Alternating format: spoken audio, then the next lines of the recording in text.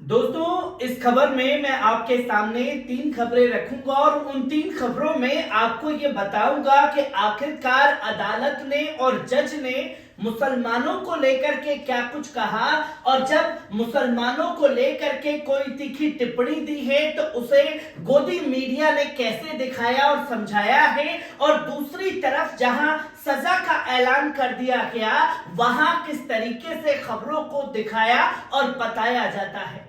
अगर मुसलमान हैं तो आतंकी बता दिया जाता है, मास्टरमाइंड बता दिया जाता है, दंगे कराने वाला बता दिया जाता है, माहौल खराब करने वाला बता दिया जाता है, और नहीं कुछ मिले तो नफरत और भड़काने का मामला तक दर्ज कर दिया जाता है। और जहां हत्या के मामले में दोषी करार भी दे दिया जाता है तो उन लोगों के बारे में कैसे मीडिया तमाम खबरों को दिखाता है। और इसमें सबसे पहले मैं आपके सामने बात करूंगा मौलाना तौकीर रजा खान की, कौम की एक बेबाक आवाज जो हर जगह हर मुद्दे पर बेबाकी से अपनी राय को रखते हैं। और जब बेबाकी से अपनी राय को रख रहे हैं तो हुकूमत को यह चुभने लगा तो साफ तौर पर मौलाना तौकीर रजा खान को फंसाने की साजिशें जो हैं वो भी तेज कर दी गई। जहां सबसे पहले आप इस हेडलाइन पर नजर डालें कि मौलाना तौकीर रजा को कोर्ट ने माना बरेली दंगों का मास्टरमाइंड। जारी किया समन, अफसरों को भी लताड़ा। एक समन जारी किया है, उसके लिए ये बता दिया गया कि यही दंगे के मास्टरमाइंड हैं। पर मौलाना तौकीर रजा खान को लेकर के जज ने या अदालत ने कोई फैसला नहीं दिया है, सिर्फ माना है। जांच कमेटी बैठाई गई है, जांच कमेटी के बाद तमाम चीजें लोगों के सामने आएंगी। पर उससे पहले ही मास्टरमाइंड बरेली दंगे का गोदी मीडिया ने बताना शुरू कर दिया। और सिर्फ बात मौलाना तौकीर रजा खान की नहीं है, बात यहां मुख्तार अंसारी की भी है। जहां मुख्तार अंसारी को लेकर के अदालत ने एक फैसला सुनाया जिसमें गोदी मीडिया लिखता है कि खूंखार अपराधी है मुख्तार अंसारी। सर्वोच्च अदालत में कुख्यात गैंगस्टर के खिलाफ योगी सरकार की दहाड़। यहां योगी सरकार ने अपनी बात को रखा। जहां अभी बातें रखी गई हैं, आर्ग्यूमेंट रखी गई है, पर हेडलाइन बताई गई खूंखार अपराधी है मुख्तार अंसारी। अदालत ने, जज ने कोई फैसला इस पर अपना सुनाया नहीं। योगी सरकार ने माना, एक रिपोर्ट कोर्ट के अंदर दाखिल की और उसके बाद ये तस्वीर जो है गोदी मीडिया के सामने आ जाती है। और अब इसी में आपको तीसरी खबर दिखाता हूं, जहां आप देखें कि धनंजय सिंह को अदालत ने अपहरण मामले में 7 साल की सजा सुनाई। अब लोकसभा चुनाव जो है वो नहीं लड़ पाएंगे। यहां यह भी धनंजय सिंह के बारे में बताया गया कि जौनपुर में बीजेपी के नेता की गोली मारकर हत्या करने का भी आरोप है। और बाहुबली धनंजय सिंह की पत्नी के खिलाफ लड़ा था चुनाव। अब बीजेपी नेता की हत्या करने वाले को भी मीडिया न मास्टरमाइंड बता रही है, न कुख्यात अपराधी बता रही है, और न ही वो उसे बाहुबली और तमाम चीजों से नवाज रही है।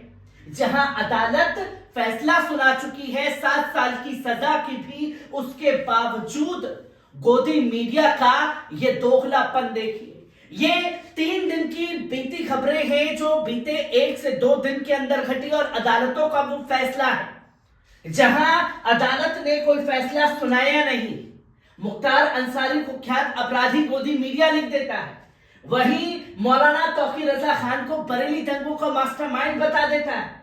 और यहीं धनंजय सिंह को लेकर के कोई फैसला सामने आ रहा है जहां 7 साल की सजा का ऐलान कर दिया गया है, वहां इनकी जुबानों को, इनके हाथों को लकवा मार गया कि आखिरकार नाम धनंजय सिंह है साहब, वहां नाम मौलाना तौकीर रजा खान नहीं है, वहां नाम मुख्तार अंसारी नहीं है। पर ये दोगला रवैया गोदी मीडिया का जो है वो बरसों से सामने आ रहा है, जहां अदालत की भी बात सामने रखी गई है।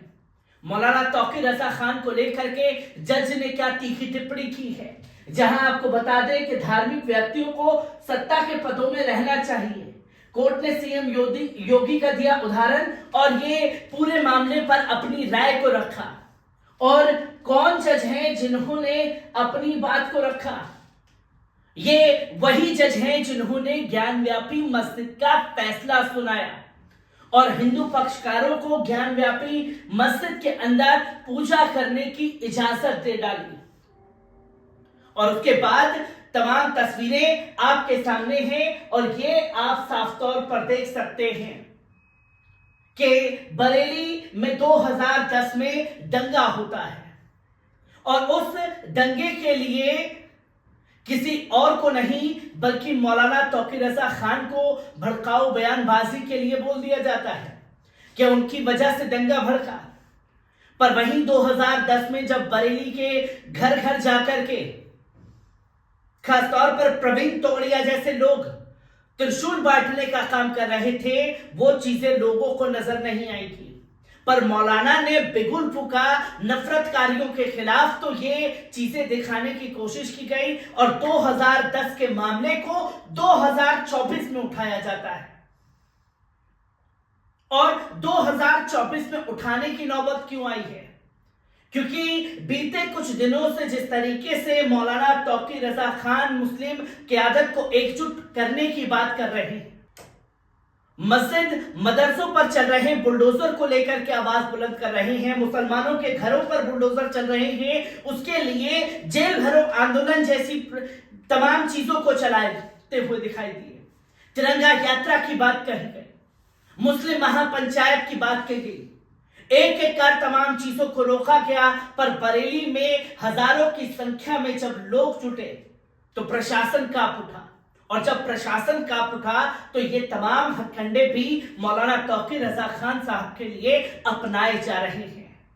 हर एक खबर को आप लोगों के साथ साझा करता रहूंगा। दीजिए इजाजत, शुक्रिया।